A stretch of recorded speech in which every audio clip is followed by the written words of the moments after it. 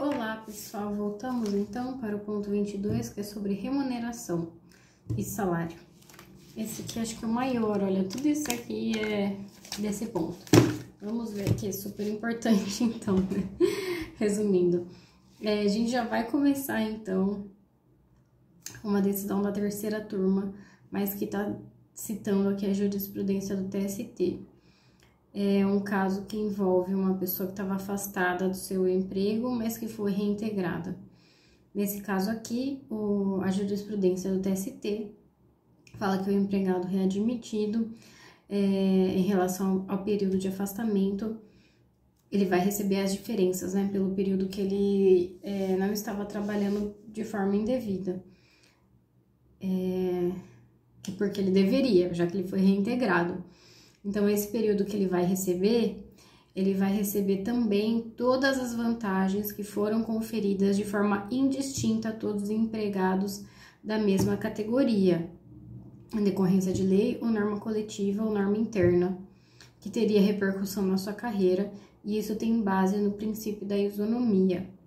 Depois, nós temos aqui uma decisão da SPDI 2, que indeferiu o pedido de equiparação salarial. Aqui está dizendo, segundo o colegiado, a equiparação não pode ser deferida, porque o critério da mesma localidade, nesse caso, não foi atendida. E aí, grifei a parte que diz o seguinte: é pacífica a jurisprudência dessa corte em afastar qualquer ofensa ao princípio da isonomia em situação similar, quando a empresa que atua em âmbito nacional, estadual ou regional prevê parâmetro de remuneração diferenciado.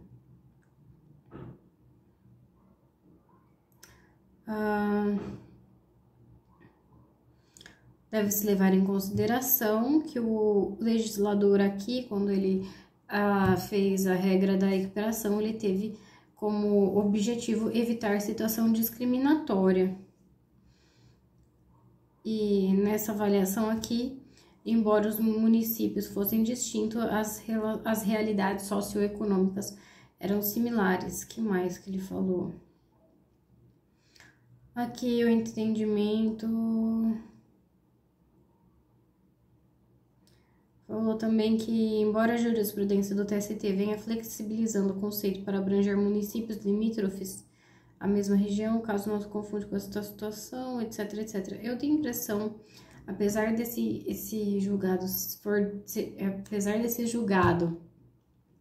ele ser de março de 2022, não sei, a minha impressão é que ele é antes da reforma trabalhista. Ele julgou, né, um caso anterior.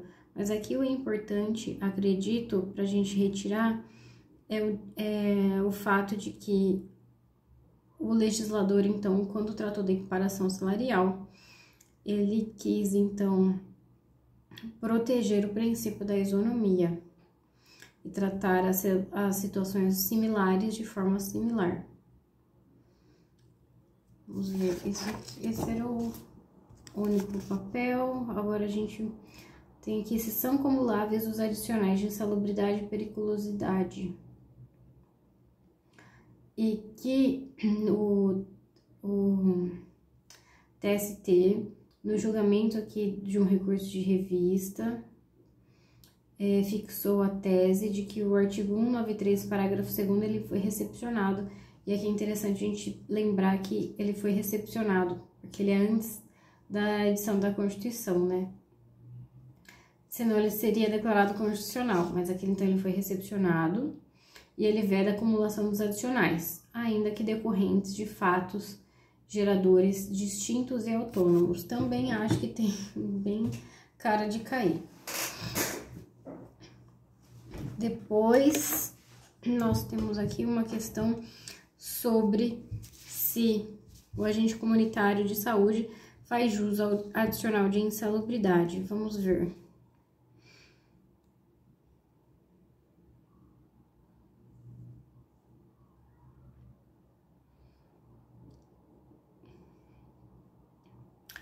Tá dizendo aqui que, conforme a súmula 448, item 1, não basta a constatação da insalubridade, por meio de um laudo pericial, para que o empregado tenha direito ao adicional. É necessária também a classificação da atividade insalubre na relação do Ministério do Trabalho.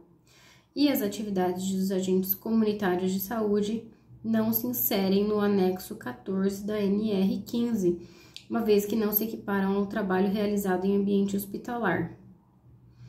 E aqui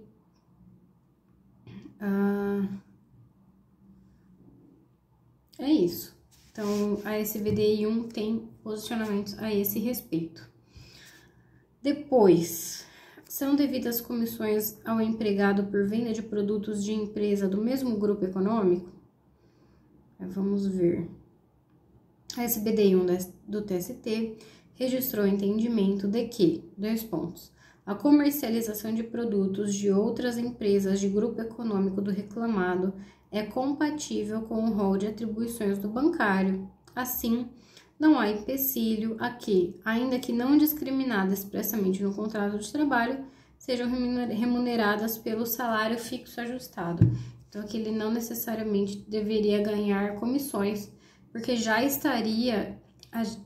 aqui tem um artigo importante, 456, parágrafo único, da CLT. Então, essa atribuição já seria inerente à sua função. Então, não precisa de comissão a mais. Depois, vamos ver. A jurisprudência desta corte decidiu que a participação do empregado no custeio do auxílio alimentação descaracteriza a natureza salarial da parcela, afastando a integração para fins de repercussão em outras verbas trabalhistas.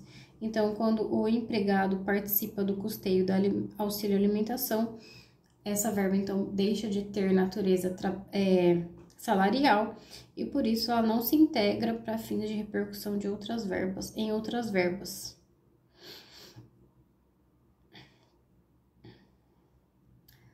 Vamos ver...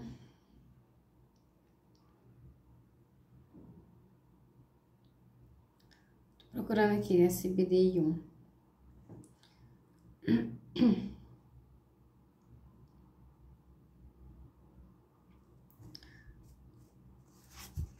Encontrarão de turmas, turma.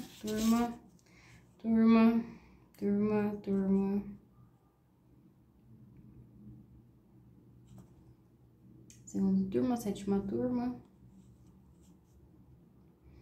Oitava turma, segunda turma.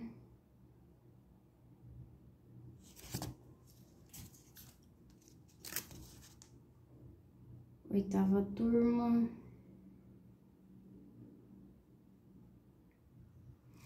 Dá vontade de ler tudo. Vamos ver se depois a gente volta, né? Ó, achei uma aqui que é de turma, mas fala da SBDI.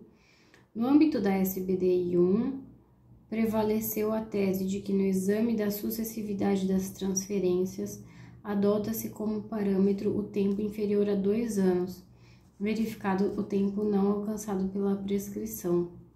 Eu fiz uma prova de sentença, semana retrasada, que tinha sucessivas transferências do empregado e tinha que verificar quanto tempo ele ficou em cada cidade para ver se seria equiparado à transferência provisória e verificar então se ele deveria receber o adicional de transferência. Então aqui, ó, pro TST é verificado então que o período é curto e deve ser inferior a 2 anos. E também ele não é considerado se ele tiver prescrito, se tiver alcançado o prazo prescricional. Depois, vamos ver.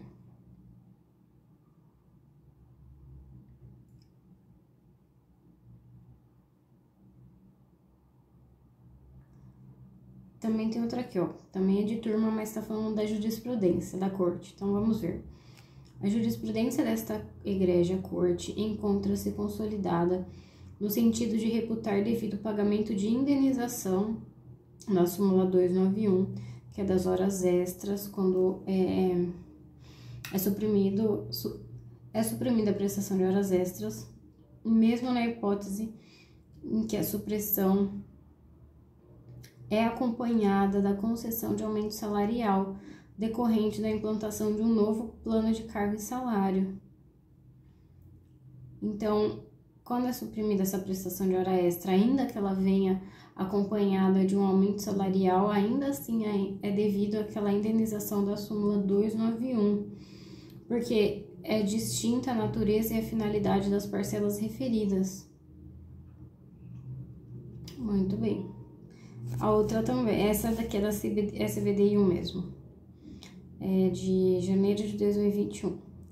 É sobre se um quadro de carreira ajustado por norma coletiva sem a homologação do Ministério do Trabalho inviabilizaria a equiparação. Bom, acho que isso aqui é antes da reforma, porque acredito que agora não é mais necessário. Mas vamos ver aqui. A jurisprudência no âmbito desta subseção é uniforme no sentido de considerar válido o quadro de carreira empresarial, que, conquanto não homologado pelo Ministério do Trabalho, tenha sido convalidado mediante norma coletiva por força do artigo 7º, inciso 26 da CF. Olha, não saberia também.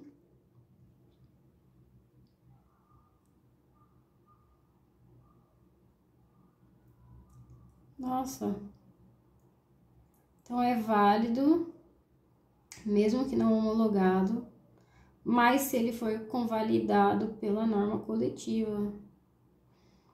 A ineficácia do quadro validado por norma poderia ocorrer na hipótese de se verificar que se ouvidou a alternância de critério de promoção, pois esta a razão maior de se exigir a homologação do Ministério do Trabalho. Muito bem, mas agora acredito que também nem precise mais dessa alternância. Bom, muito bem. Não, eu não grifei, mas isso aqui fez... desculpa, só voltando. Nesse caso aqui, foi convalidado por norma coletiva, ainda que não tivesse, né, sido homologado pelo Ministério do Trabalho, porque nesse caso aqui, o quadro de carreira, ele observou o critério da alternância, porque a ineficácia desse quadro poderia ocorrer se fosse verificado que ele ouvidou a alternância. Então, porque essa é a maior razão de se exigir a homologação. Então, aqui, acho que, então, mesmo se ele não tivesse essa alternância, ainda que ele fosse validado por norma coletiva, ele não seria aceito, não seria válido. Muito bem, vamos ver.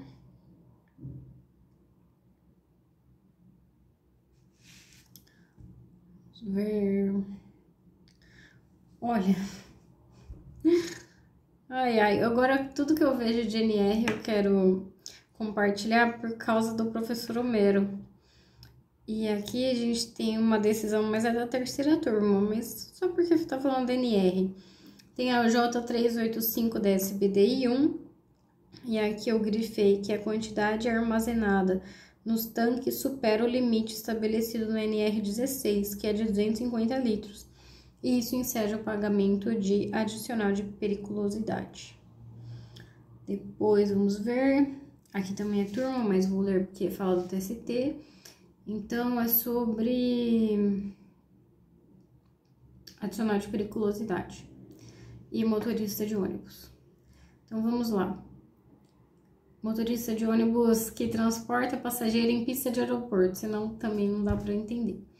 Então, ocorre que o TST já decidiu no sentido de que faz jus ao referido adicional o motorista de ônibus de transporte de passageiro que trabalha na área de abastecimento de aeronave por se enquadrar nos termos do artigo 193 e do anexo 2 da NR16. Ponto. A súmula 447 apenas exclui os trabalhadores que, no momento do abastecimento, permanecem dentro da aeronave, o que não é o caso dos autos. Então, aqui ele mencionou que o motorista faz jus, mencionou o artigo 193 da CLT, mencionou o anexo 2 da NR16 e mencionou a súmula 447 do TST. Depois também fala da jurisprudência, então vou ler de turma. E aqui tá perguntando se um vigia tem direito adicional de periculosidade. E a jurisprudência do TST diz que não, que a atividade de vigia não enseja o pagamento do adicional de periculosidade, porque não preenche as condições do anexo da NR16. Não se enquadra na categoria de vigilante. Depois, vamos ver.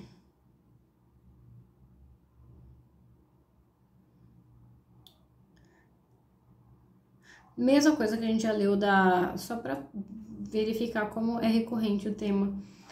Quando o TST já entendeu que quando a participação do empregado no custeio do auxílio alimentação, ele não tem natureza salarial, é indenizatória.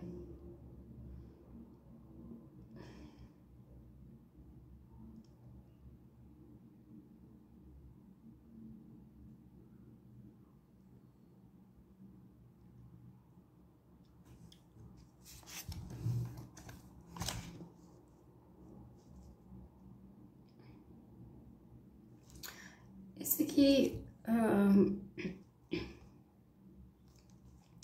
é de turma, mas eu vou ler porque tá tão bonitinho e bem explicado, e é sobre transferência, que é algo que eu acho que não tá, pelo menos pra mim, não é tão claro assim, apesar de ter lido, né, já de diversas doutrinas, mas não é algo tão claro. Então, vamos ver o que se trata. Tá falando aqui quais são os critérios para se aferir se uma transferência provisória ou definitiva. E aqui eles mencionam a OJ 113. Para o regional era 3 anos e meio. O regional considerou provisória a transferência da autora de Florianópolis para Curitiba, que perdurou por 3 anos e meio. A gente leu da outra vez, mas bom, isso aqui é a 6ª turma, né? A 6ª turma falou que tudo bem, mas a gente já viu lá que para SDI 1 é 2 anos, mas vamos ver aqui uma nota. De acordo com a OJ 113, o pressuposto legal para legitimar o pagamento da parcela é a transferência provisória. Sim, muito bem. Os dados fáticos devem ser analisados em conjunto. Não basta um único fator, como o tempo, mas a conjugação de 3 desses requisitos. Então, eles estão falando aqui que o tempo não é... Eles não, né? Isso aqui é uma nota que eu tenho. Mas que é importante, quando a gente for falar sobre adicional de transferência, não ver apenas sobre o tempo. A gente precisaria ver também o ânimo, se foi um ânimo definitivo ou provisório. O interesse da transferência foi de quem? Se foi do empregado ou do empregador. Se há sucessivas transferências e qual foi o tempo de duração. Então, além do tempo de duração, ver também o ânimo, se definitivo ou temporário, quem foi o interesse de mudar e se foram sucessivas as transferências. Depois, aqui sim, coloquei sobre a corte, aí tá assim: segundo a tendência desta corte, há um prazo estimado de 3 anos ou tempo aproximado a esse parâmetro. Ao revés, a definitiva transferência é ocorrida em um momento longínquo do contrato.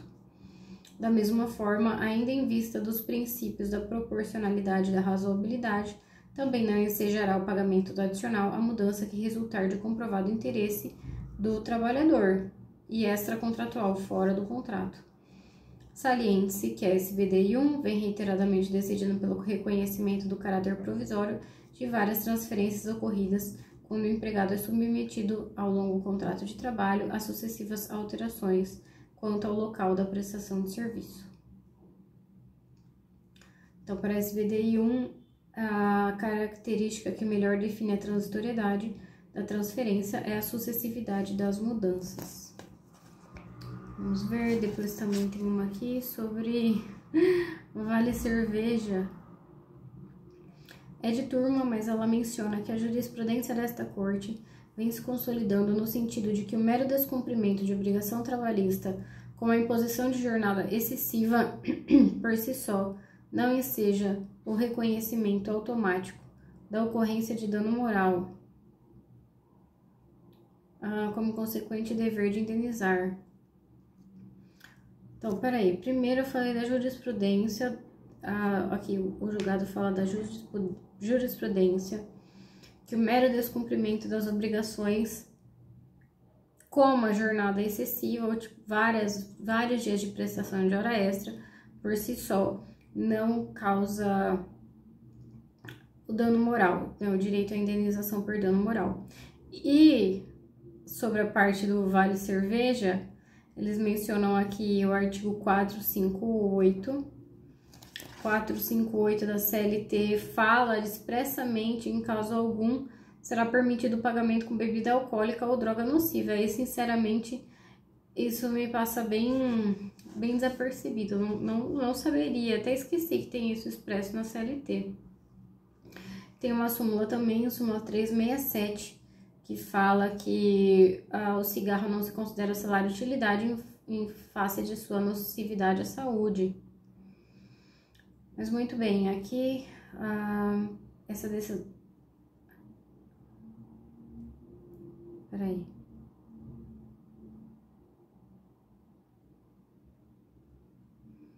A constatação de que o acórdão recorrido decidiu a controvérsia.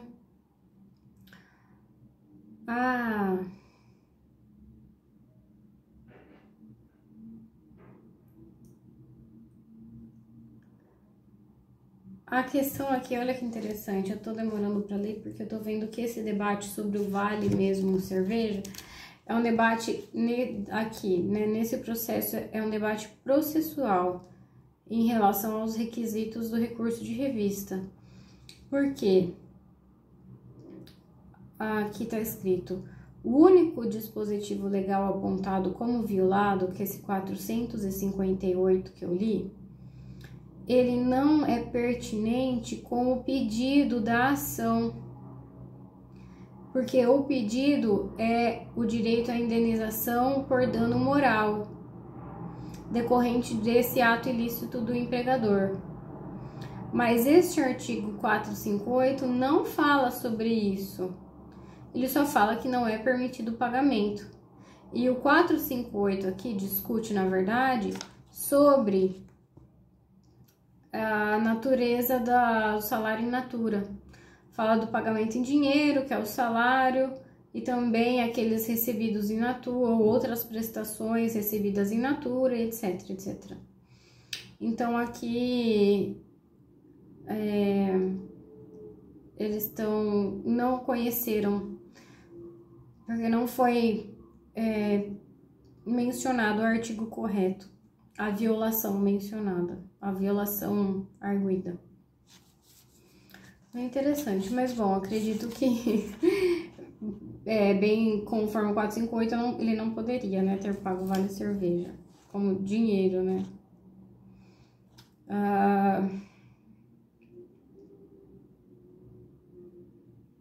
Agora vamos ver aqui. Uma dica: não grifem de azul. Quando a gente grifa de azul, é bem difícil de ler. Que aqui não tem SBDI 1, a quarta turma. Depois vamos ver aqui. Esse aqui eu já vi. Acredito eu. Vou voltar as fichas pra cá. Mais uma, vamos ver. Quarta turma, segunda turma, SBDI 1, achei.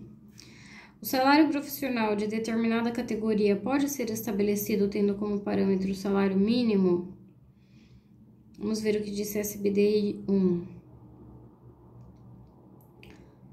Isso já está pacificado na Corte, no sentido de que o salário profissional de determinada categoria pode ser estabelecida como parâmetro, tendo como parâmetro o salário mínimo, sendo vedada apenas a utilização do salário mínimo como indexador de reajuste. Eu não posso, então, reajustar com base no salário mínimo, mas eu posso fixar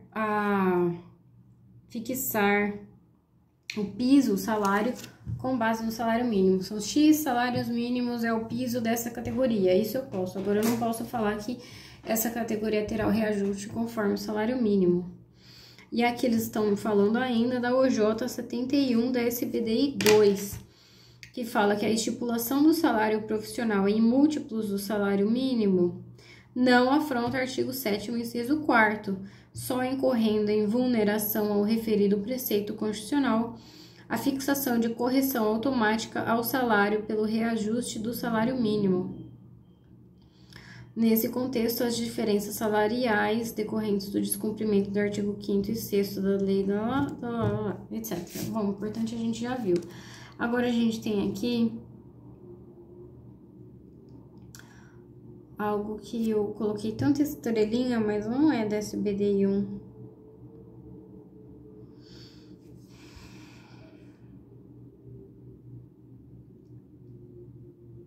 Deixa eu ver se vale a pena eu ler aqui.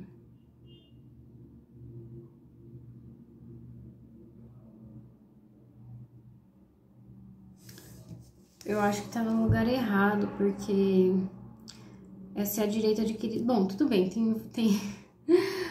tem a ver com realmente salário, porque é sobre se há direito adquirido a gratificação de função exercida por mais de 10 anos em período anterior à reforma trabalhista. Mas eu acho que deveria estar lá no ponto 4, que é sobre integração. É sobre direito, assim, intertemporal.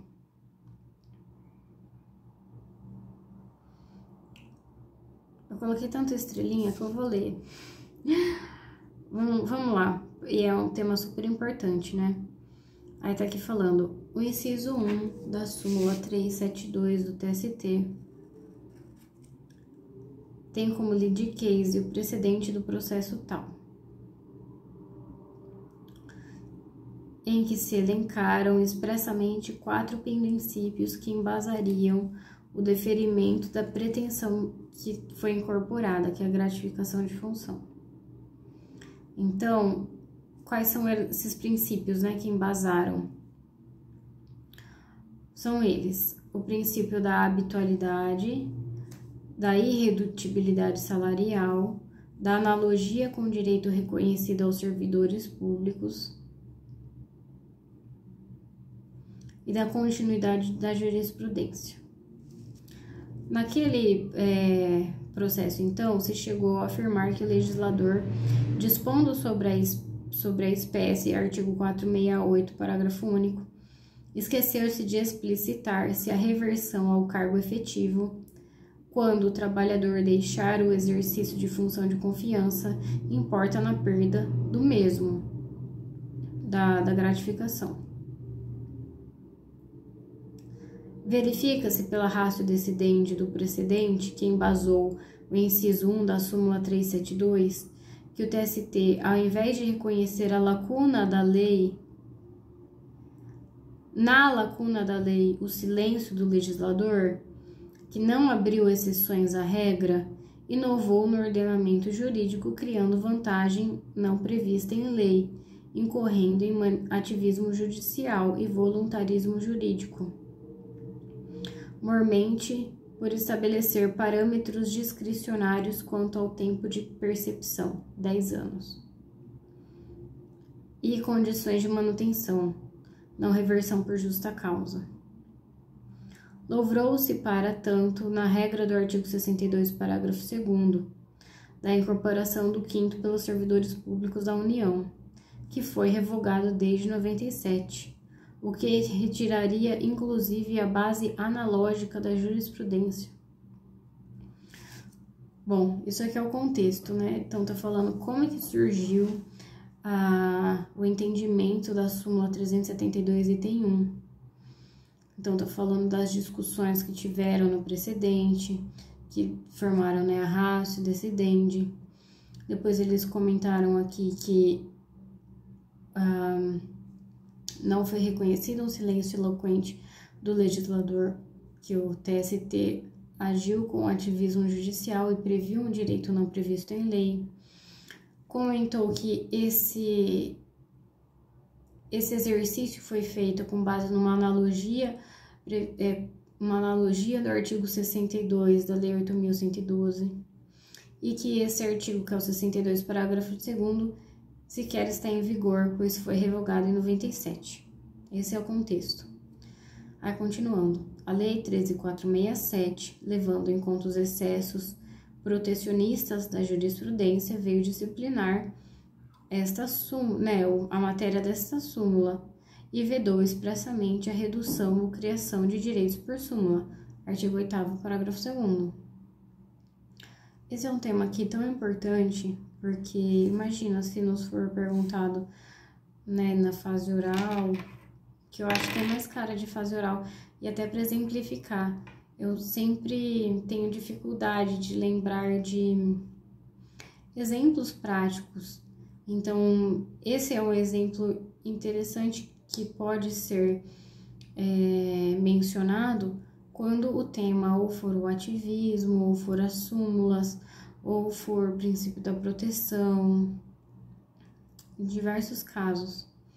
Bom, continua então que no caso do 468, parágrafo 2º, a reforma trabalhista explicitou que a reversão não dá direito ao trabalhador à manutenção da gratificação, independentemente do tempo.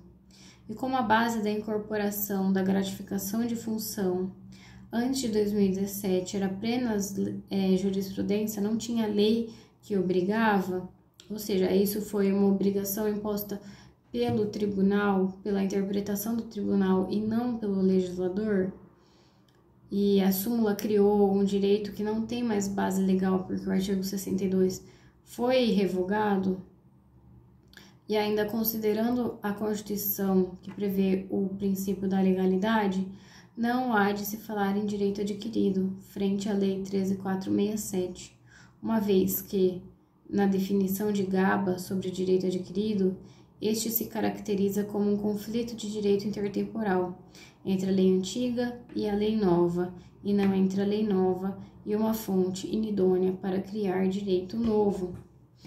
Então, assim, esse julgado aqui é da 4ª turma. E, se eu não estou enganada, para SBDI 1 é considerado direito adquirido. A vida do concurseiro e a vida de estudante de direito em especial não é fácil. Depois a gente tem aqui, se a lícita atividade de site de emprego cobrar por determinado valor para fazer parte de banco de dados, não é de SBDI 1, mas me chamou aqui a atenção a Convenção 181.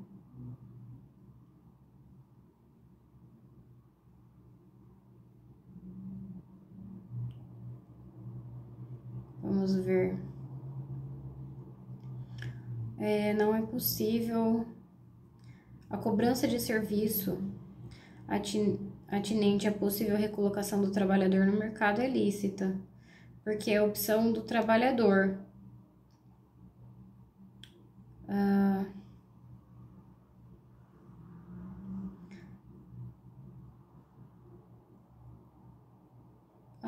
Tá falando de ser atividade de site de emprego em geral, que cobra do candidato um valor. Sim. Isso é uma atividade lícita.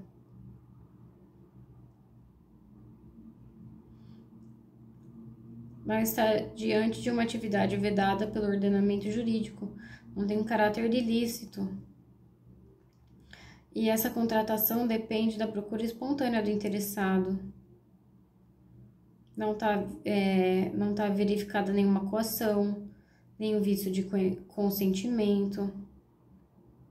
Há ainda alguns que são de graça, que são, como chama?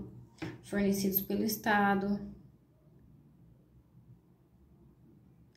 Então, tô falando que a atividade da ré promove o emprego na sua expressão mais ampla, que é a do texto constitucional, buscando otimizar o encontro mais rápido de uma vaga para o trabalhador. Muito bem, mas foi mencionado a Convenção 181. Ela não foi ratificada pelo Brasil.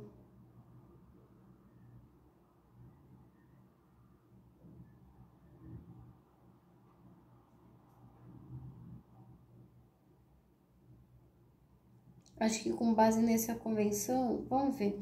Ora, qualquer critério para ser aplicado deve ser objeto de lei, e não cabe ao jogador estabelecer como fundamento para dar procedência ao pleito a interpretação que foi requerida pelo MPT, no sentido de que o empregador pague pelo serviço, fazendo menção ainda à Convenção 81, nem sequer ratificada pelo Brasil. Ademais, em um país onde é disso haver mais procura por emprego do que oferta de vagas, seria simplesmente chegar às raias do absurdo cogitar que o empregador viesse a pagar pelo acesso do trabalhador a sites de empregos, envio de currículos, etc. Então, com base na Convenção 181, o MPT requereu que o empregador é quem custeasse esse serviço. Depois a gente tem aqui a 8ª turma. Que mais? 3ª turma. 5ª turma, mas eu vi aqui um SBDI 1.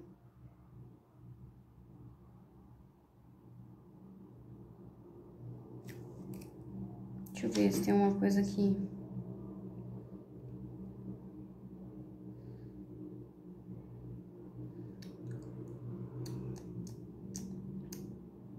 Olha, tá lendo, eu vou ler.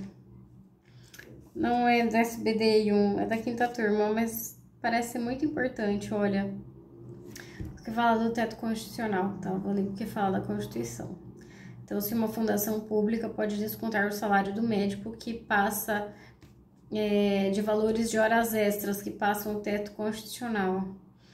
E aqui, então, a 5ª turma tá falando da OJ 339 da SBDI 1, que diz que as empresas públicas e sociedades de economia mista estão submetidas ao teto e que é aplicado ao período anterior à alteração introduzida pela emenda constitucional 19 de 98. Que esse caso concreto chama atenção por causa das horas extras,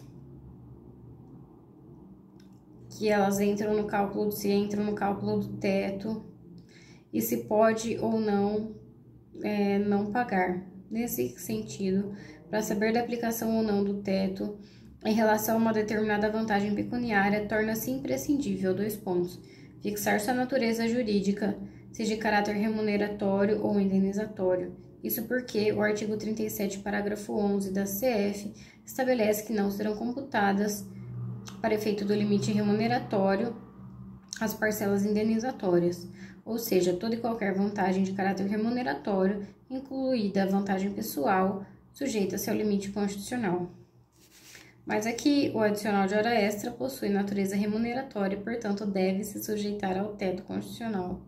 Desse modo, sendo ilícito o pagamento de vantagem acima do teto por determinação constitucional, não há que se falar em violação de direito adquirido, da irredutibilidade de vencimentos e que o respeito ao teto representa a condição de legitimidade para o pagamento da remuneração.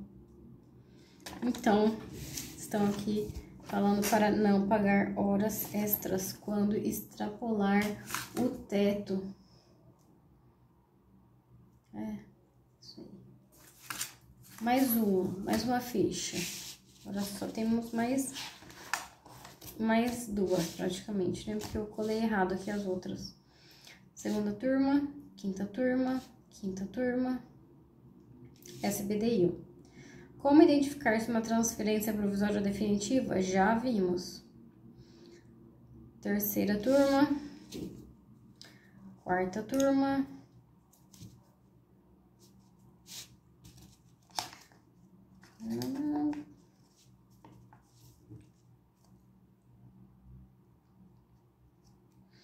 SBDI 1. É válida a conduta patronal que cessa o pagamento do adicional de periculosidade pago por equívoco pela administração pública? Vamos ver.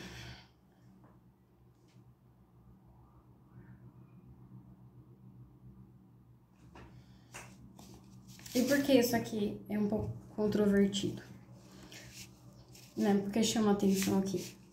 Porque a súmula 453 do TST estabelece que o pagamento de adicional de periculosidade efetuado por mera deliberação da empresa, ainda que de forma proporcional ao risco, dispensa a realização da prova técnica, pois torna incontroversa a existência do trabalho em condição perigosa. Bom, aqui tá falando que torna incontroversa a existência de trabalho em condição perigosa. É isso que tá falando. Mas, no caso em exame, não há falar em contrariedade ao verbete, pois conforme registrado no acórdão, o pagamento do adicional de periculosidade não se deu de forma espontânea ou por mera liberalidade, mas em razão do entendimento que era conferido na época a uma portaria do Ministério do Trabalho que regulamentou a Lei 12.740, que considerou a condição de ente público da reclamada e a incerteza acerca do enquadramento do vigia em atividade profissional de segurança. Então, a empresa aqui não pagou porque ela quis, não foi mera deliberalidade, é por causa dessa... O que eles usaram aqui? Termo? Era um entendimento, com base no entendimento que era conferido à época. Então, como se elas tivessem sido levadas a erro, ou se não havia essa questão controvertida e por isso eles pagaram. E aqui, olha que interessante, ele está falando que a SBDI1 entendeu que o vigia, ao contrário do vigilante, não está exposto a risco de roubo ou violência, não se enquadrando na atividade descrita no anexo 3. Isso porque a atividade exercida pelo vigilante demanda o uso de arma de fogo e treinamento específico, além dos demais casos previstos em lei, que isso não precisa ao vigia, que a atividade dele não tem risco acentuado. Então, diante do entendimento de que o vigia não exerce atividade em condição de risco, a supressão da parcela não configurou alteração contratual lesiva, nem redução salarial, à medida em que a interrupção no pagamento decorreu da ausência do direito de percebimento. Então, não se aplica aqui, em razão da peculiaridade do caso concreto, a súmula 453 do TST. Agora, nós temos aqui 7ª turma. Desculpa, segundo SBDI 1. Achamos aqui mais da SBDI 1.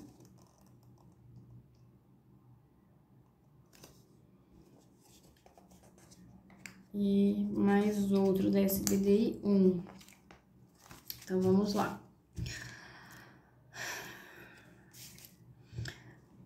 Esse aqui, vixe. É o incidente de recurso repetitivo, tema 15. Percepção cumulativa com adicional de periculosidade previsto no artigo 4º do artigo 93.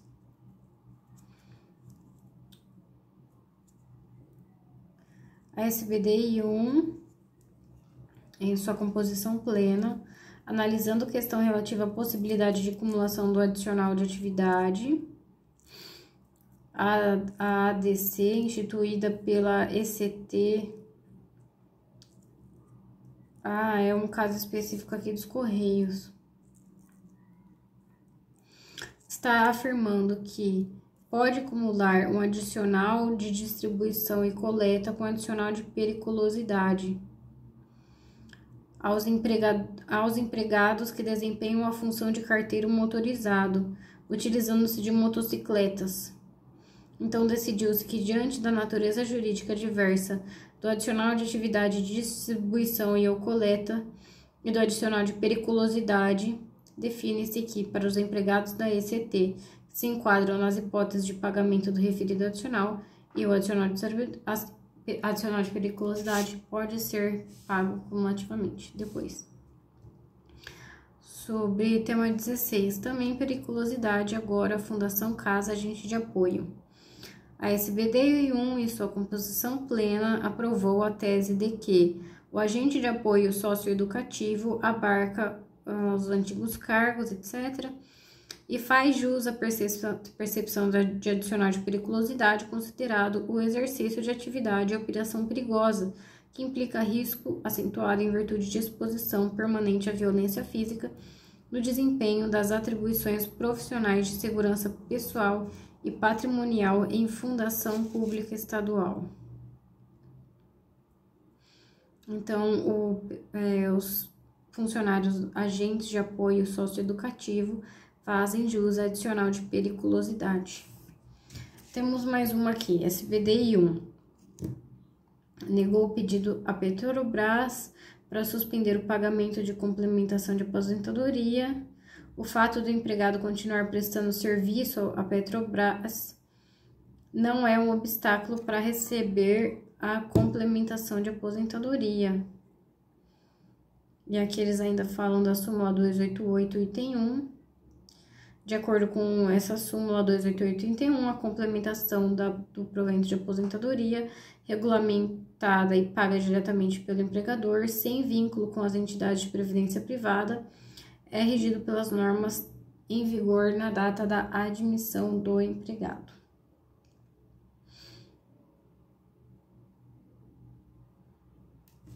Muito bem.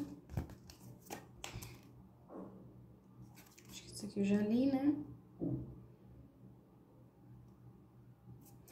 Já. E agora mais uma ficha. Essa aqui da SBDI2. Para o colegiado, diante do princípio constitucional da presunção de inocência, o fato do perito estar entre os investigados não comprova a sua conduta desonesta. E aqui ele fala, o fato do perito estar entre os investigados não comprova a sua conduta desonesta, conforme o princípio da presunção de inocência, artigo 5º, inciso LV 123. Eu não sei qual que é o que, 58, será? O próprio trabalhador reconhece que não houve condenação penal do perito e não há provas de que o laudo seja falso.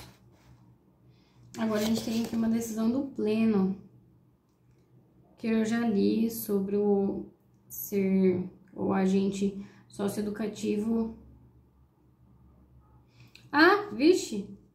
Ó, o que a gente leu ali é se ele tem direito à periculosidade. Tem. Agente de apoio socioeducativo tem direito à periculosidade. Agora, atenção. Agente de apoio socioeducativo não tem direito à insalubridade, de acordo com o Tribunal Pleno. Não tem direito adicional de insalubridade em razão do local da prestação de serviços, na medida em que o eventual risco de contato com menores que possuem doença infecto-contagiosa não ocorre no estabelecimento cuja atividade é a tutela de adolescentes em conflito com a lei, e não se trata de estabelecimento destinado ao cuidado da saúde humana. Então, o agente tem direito à periculosidade e não tem a insalubridade. E acabou, esse aqui já é do outro ponto, do ponto 24. Mas é de turma, então não sairá vídeo pro ponto 24. Então, até o próximo.